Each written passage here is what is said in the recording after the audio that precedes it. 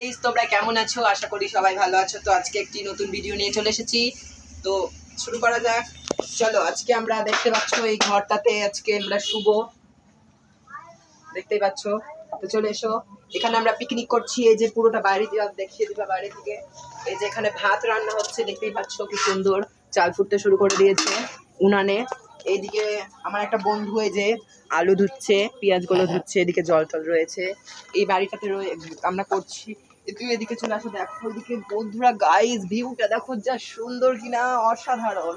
আর গাছগুলো দেখো, মন ছুঁয়ার মতো একবারে গাছ। তো চলো আবার চলে এসো এদিকে। সুন্দর জায়গা দেখতে পাচ্ছ, এখানেও দারুণ লাগবে বাবারে। দেখতে পাচ্ছ, দেখো আমি ভিডিও করার চালে আমার এখানে এখনই লাগছিল, দেখো। তো আজকে চলো, দেখো আমাদের এখানে কত জল হয়েছে। তো চলো, তোমাদের এদিক থেকে বুঝতে পারবে না বন্ধুরা, ওদিক থেকে দেখাচ্ছি।